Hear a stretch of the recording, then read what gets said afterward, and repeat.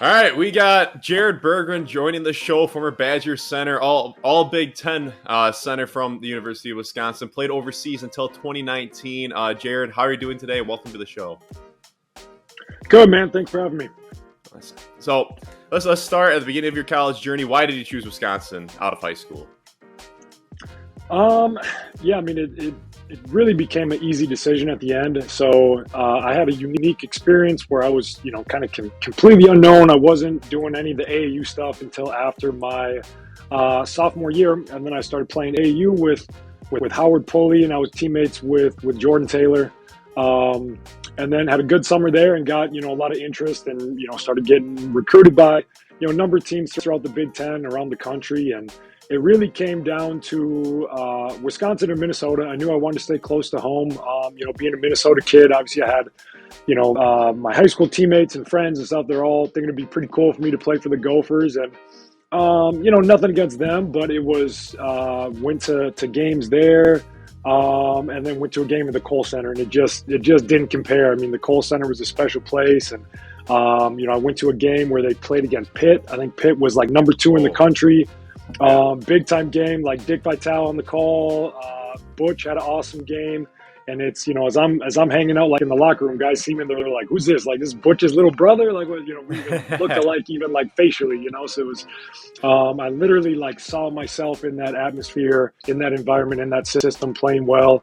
And then just hanging out with the guys after. It was, a lot of guys I could see myself getting along with. John Lure, I think, was already committed at that time, and Jordan committed a little bit before I did, and then he was kind of in my ear, like, "Come on, man, let's stay together, let's keep doing this." And so I committed pretty early in my junior year, and never looked back. Wow, yeah, no, that Pittsburgh game for a high school kid back then at the Kohl Center, that's like the ultimate recruiting tool right there. And yeah, I think Jordan, I think I had him on a long time ago, and he said I think he went out that night in Madison, and he said it was a pretty wild night or something like that. Did you go out after that?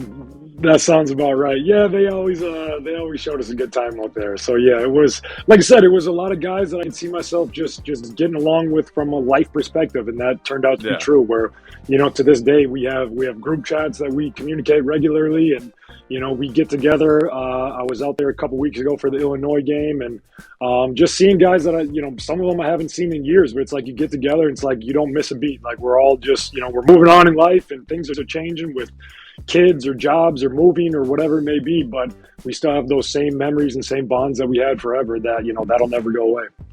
No doubt. And just getting back into your career at Wisconsin, you played a little bit your first 2 years, but your redshirt junior year is where you really started getting a lot of playing time, had a great year.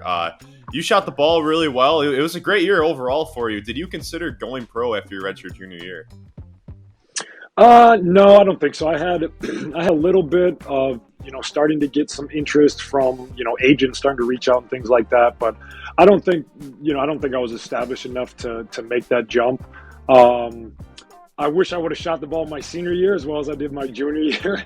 I think part of that was playing with Jordan, right? Where I had, running the end of the shot clock, pick and pop stuff with Jordan, and teams were, putting more pressure on him, more attention on him. And I was, the quality of my looks were probably a little better. And then my senior year, we had, obviously Jordan left, graduated, and then Josh Gosser, who was kind of slotted to be our step in as the starting point guard, he tears his ACL in the preseason. So we were very young at the guard spot. So we struggled a little bit offensively. That maybe contributed to the quality of my looks. Kind of hit a slump. Didn't shoot the ball as well as I would have liked my senior year, but had a good year. I think I improved across the board in terms of getting stronger, getting more athletic. Didn't shoot the three as well as I did my junior year, which honestly was probably one of the things that maybe prevented me from getting drafted. But no, definitely was the right decision for me to come back for my senior year like that. Sure. Well, that I briefly mentioned it off air, but that 2012-13 team was one of my favorite teams. And let's talk about that squad for a second. Well, just starting with you, like, yeah, you didn't shoot the ball as well as your junior year, but you were dunking on everybody. No one was safe your fifth year, and from the Penn State dunk, the Indiana dunk over Oladipo, over Trey Burke, the Michigan dunk. first off, before we get more into the 12-13 team, uh, which dunk was your best? Can you rank the Penn State, Indiana, and Michigan dunk one to three? I think in terms of the dunk itself, I think the Penn State one is definitely the best in terms, to catch it on the move, hit a little spin move, go up, get the and one. That was crazy. I'm going to be honest. I surprised myself on that one. I have people ask me about it to this day, and I have like a vivid memory of it. Like as I spun, it's just instincts, right? Like you don't plan Yeah. anything. The dude swipes at the ball, I spin, and where I am on the floor, I take off, and I have a vivid memory in my mind of just like, oh crap, I hope I get there right now. So I'm like, I have to just go try to dunk this at this point.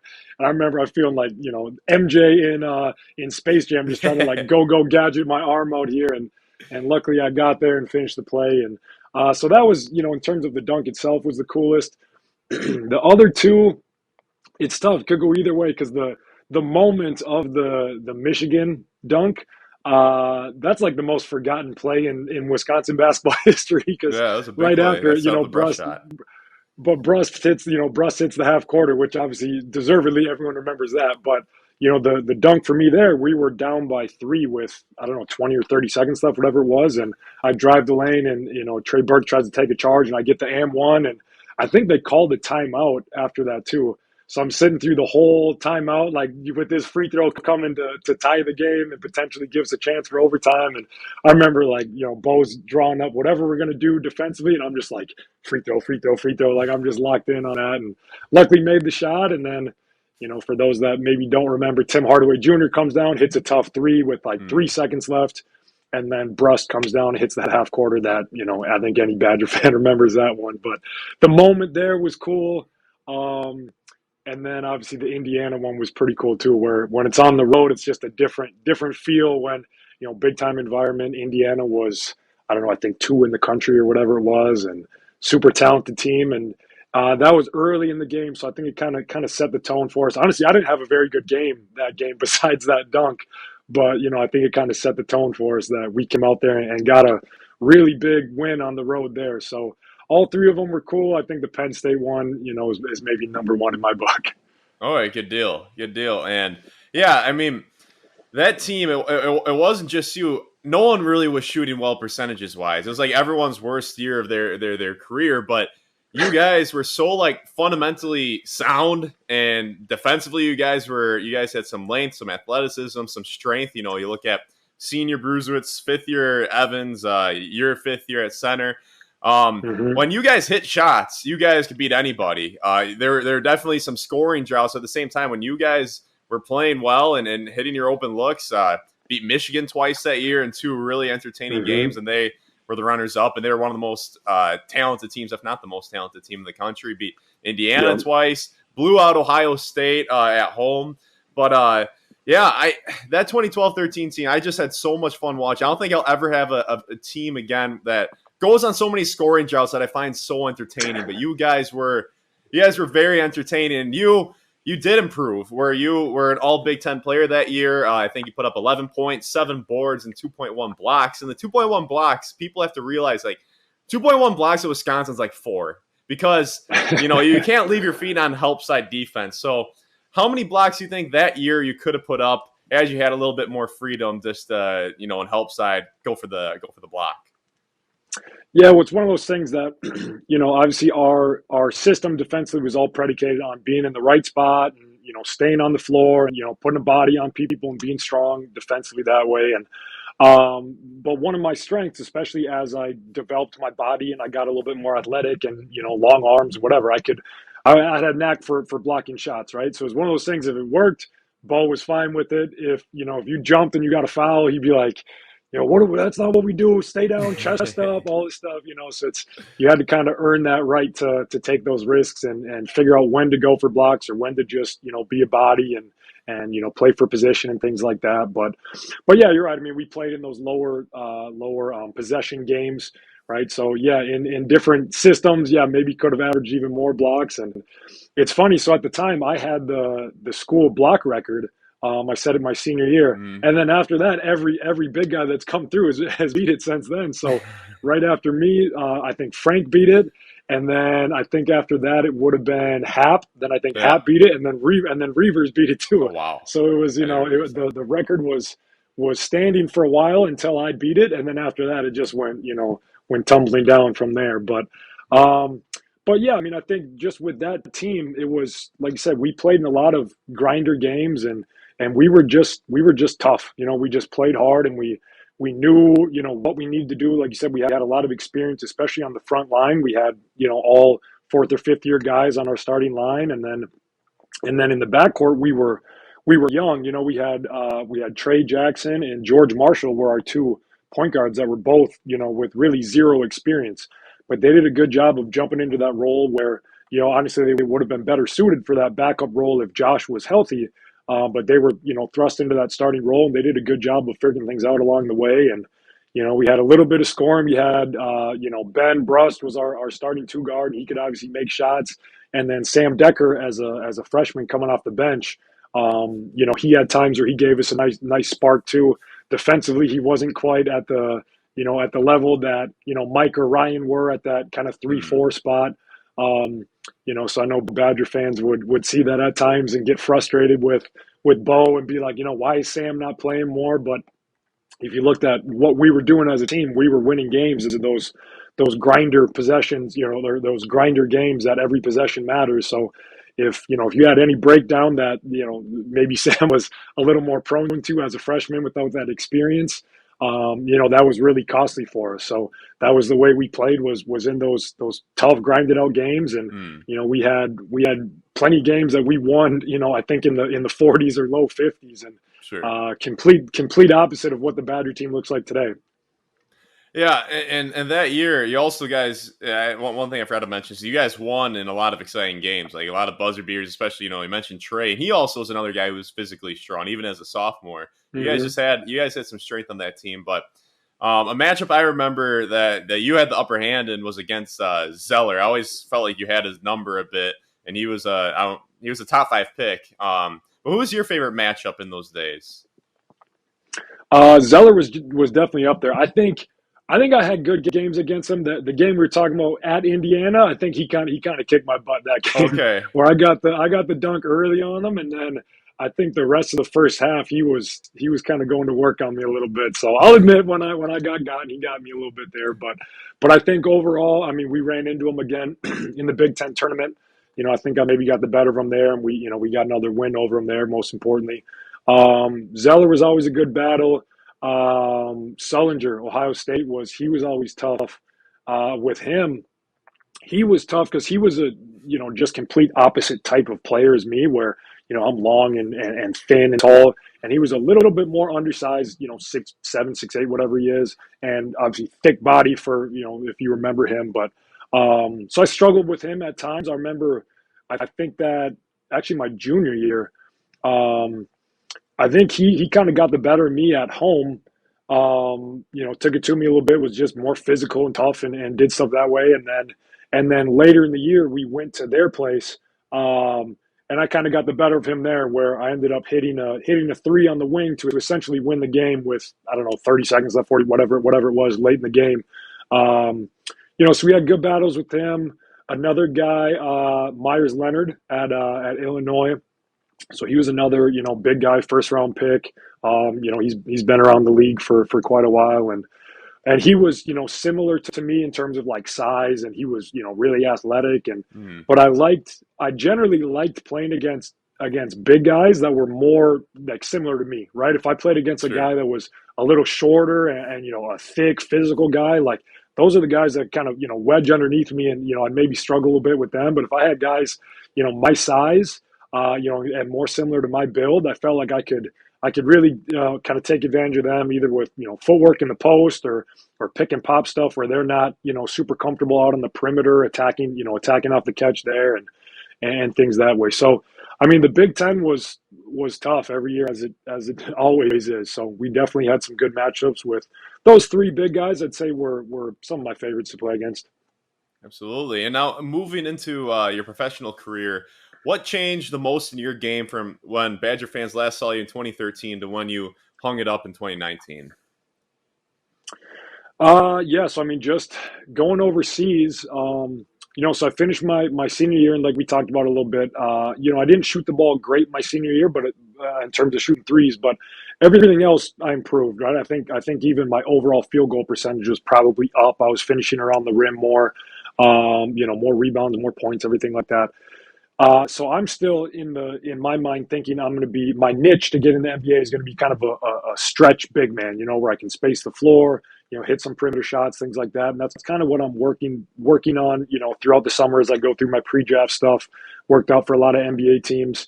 Had a couple teams that were interested in potentially drafting me, but obviously, went in other directions. And um, so then I ended up going overseas, and the team I went to in Belgium, really good team. They've won the Belgian league. I think still every single year since then, since Oh 2013. wow. And at that time they were already. I think when my first year there, I think was their third straight win. So they've won it for I don't know 15 straight years, something like that, 13 straight years, whatever it may be at this point. Um, so really, really good team, really balanced team. And the system we had there, I was playing the five primarily, like 95% of the time I was playing the five. And the five man was all pick and roll. I was diving to the rim. And they saw, some of the highlights I had, some of the dunks, some of the finishing around the rim. They saw my athleticism and size. And they kind of had me slotted as that, a rim rolling big man. And it worked well for me. I mean, we won the championship both years, like I said. I had success that way, but I felt, like I wasn't able to showcase, my perimeter ability. Um, but I played there for 2 years, ended up dealing with some injuries a little bit. And then the third year after that, I went to a team in Italy that had been following me for a couple years, and they were kind of seeing more of my perimeter ability as well from years past. And we played in a system there where it was more almost a lot of what the Badgers are running now, actually, where they have the 4 and 5 kind of interchanging, like continuous ball screens on the wing and dribble handoffs and things like that. And having more freedom for me to play out on the perimeter and shoot threes and things like that. So I started getting back into that flow a little bit of playing perimeter here and there and shooting threes a little bit. And um, then the situation kind of went sideways there. The owner of the team ended up selling the team. They brought in a new coach. He brought in new players with him. Juwan Johnson from Purdue was one of them that came over. Some other kind of high profile European guys. Um, and they totally changed the system. And we had too many foreigners on the team. Where if you don't know European basketball, every league has different rules about how many Americans or local domestic country players you can have on your team. So we had too many Americans on the team. So some games I would play, some games I would be, inactive on the bench in street clothes, based on matchups or whatever it may be. So I ended up leaving that team, went to a different team, and then again, that system was more, kind of the pick and roll. Wasn't really playing on the perimeter again. So, and then so then again, I go another year in Italy, and that year I was actually teammates with Marcus Landry. So Badger Oh really fans will cool. remember him. Yeah. Where it's funny, I was a freshman Marcus's senior year, so we were like roommates on road trips. Okay. So then we ran into each other again, and we're teammates for a year in Italy, down the road there. But again, system there. Again, I was kind of slotted in that rim rolling big man. So I was kind of pegged into that slot a little bit more throughout my career versus my time at Wisconsin, where I was doing a little bit more of the pick and pop, attacking closeouts, things like that. But the European game, a lot of times it's really, really predicated on, balance, scoring, ball movement. So most of the teams I was on, we were really successful. Individually, I was successful in ways where, really efficient in terms of, getting stuff at the rim, getting a lot of dunks, things like that, being able to use my athleticism, but didn't have as much of the perimeter play or perimeter shooting that I, had at times at Wisconsin. So that was the biggest adjustment. I think overall it was fun to play in. Like I said, still getting a lot of stuff around the rim, being able to use my athleticism, but definitely an adjustment in those early years to try to figure out that style of play and system from what we did at Wisconsin. Sure. And you mentioned playing with Landry. What year did he play with Landry? Because I know he really improved as well overseas. Like he was a lot better overseas. Like became like a So knockout he shooter. won. Yeah, he won MVP of the league that year in Italy. Okay. Yeah, the Italian league is one of the better leagues. I mean, there's like the Spanish league or Turkey. Some of those places are where like the big money is and top talent is. The Italian league is competitive with that level, and Marcus won. He won MVP. I think he led the league in scoring. So that would have been like 2016, 17, I believe, All was right. that year. And then he stayed there. He stayed with that team for a couple more years and kind of helped them grow. Again, if you know European basketball, they grew into like a Euro Cup team where the year I was there, they weren't in any international competition. They just played in the Italian league, and they had actually just moved up from second division. So they All right. were they were a first division team years ago, and then they dropped down to second division and were there for a while. And then the year before, they got bumped back up from winning the second division championship. And then Marcus was there for a couple years and kind of helped them really grow to one of the better teams in Italy. And they were in Euro Cup playing all over European competition and stuff. So it was really cool to be a part of that kind of growth process with the team, and really cool to see how Marcus developed his game and really just exploded over there. Yeah, no doubt. And I appreciate you going into detail. That's interesting stuff to hear about. And also, I always thought Marcus, like around that time, would have been a really good player in the NBA. In the modern NBA, where it's kind of positionless, small ball, whatever. I thought he Mm-hmm. would have been a really nice piece for whatever team. But and the Yep. NBA loves Yep. He youth. came out. Yeah, he came a couple years too early. Where that's kind Yeah. of the I always say it's kind of the Draymond Green effect, honestly, where he was one of the first that I really remember of changing the stigma of being a tweener, right? Like that Mm, was a thing when it was like even when I was coming through, or the years before me, it's like you had big guys and you had wings, right? And if you were somewhere in between, it was like, what is he? He's not a big man. He's not a wing. Where's he going to play?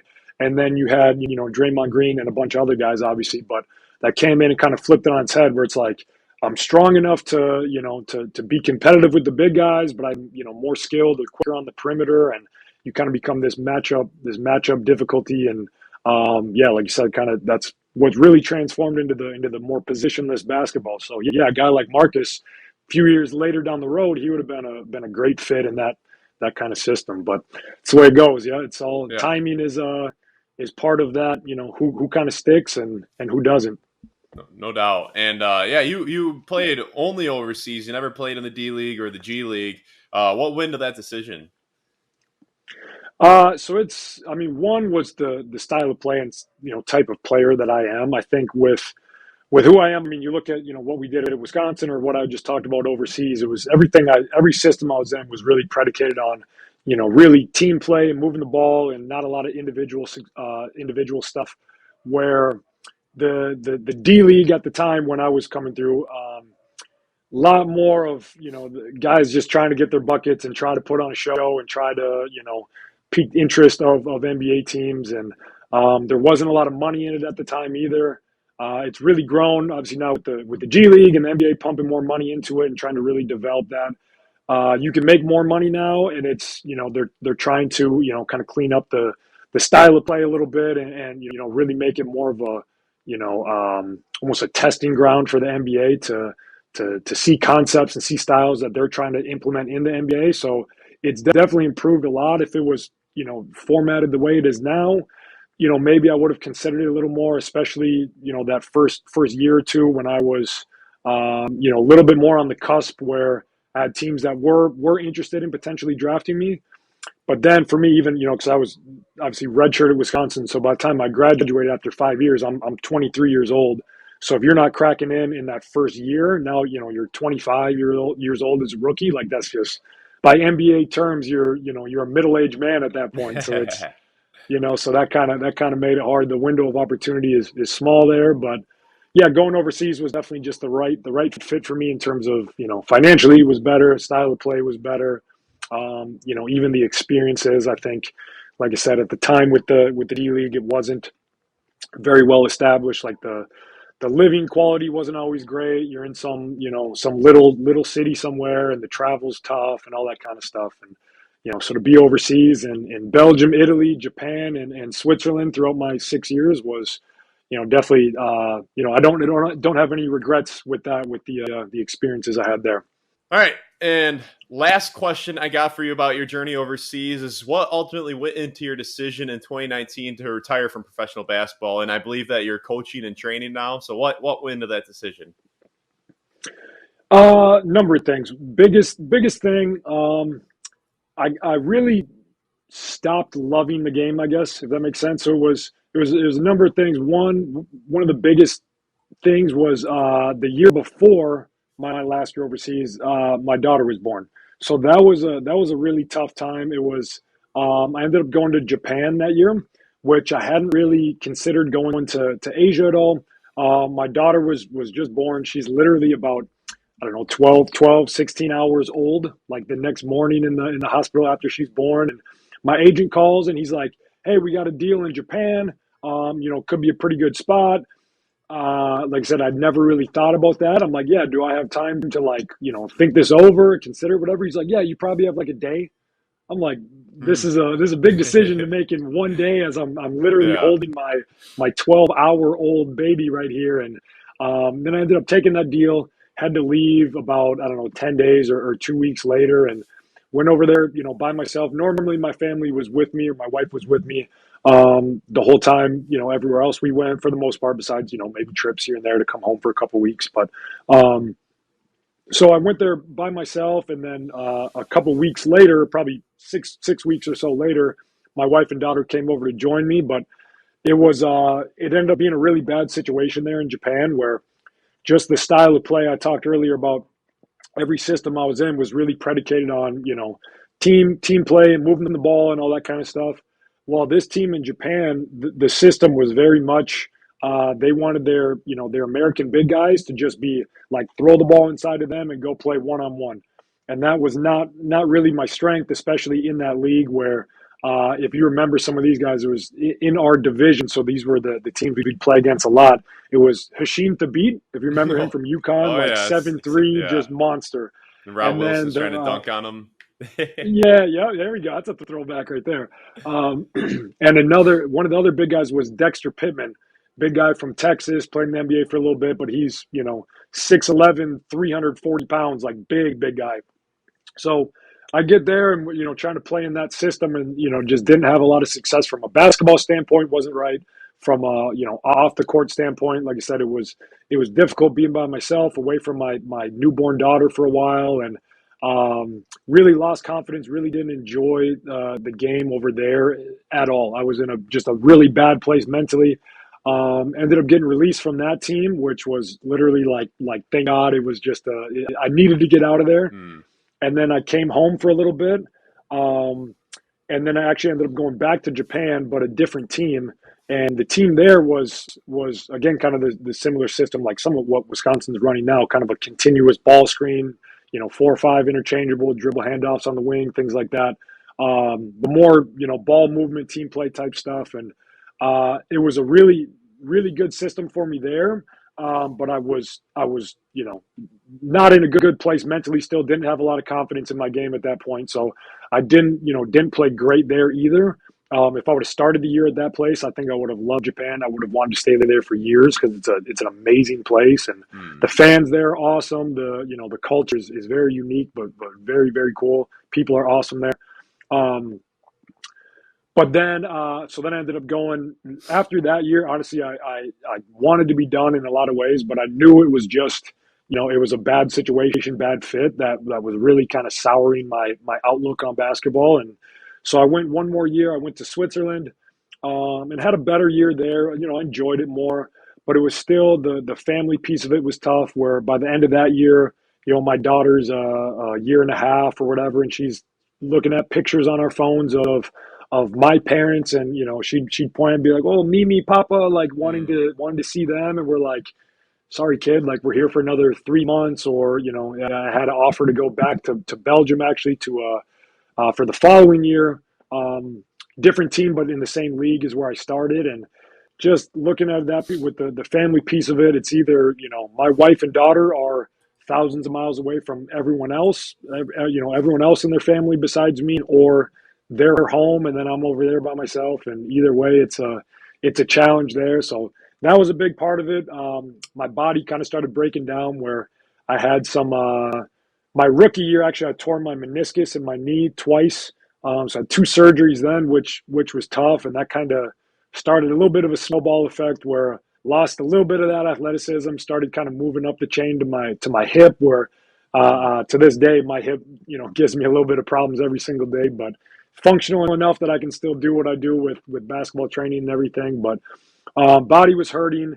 The family piece of it was tough.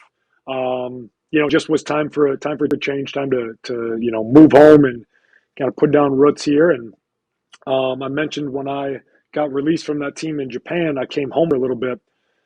So during that time, I was working out with my trainer, who I'd been working out with for a couple years, and he has a company that he started called Catalyst Training. That's who I work with now, doing all basketball training. And at the time, his name is Reed Osei, and Reed was really established as like the go-to guy in Minnesota, where all the pro guys were going to train with him in the summers, and a lot of top college guys, high school guys were all going to Reed. And his business was really growing beyond what he could do on his own.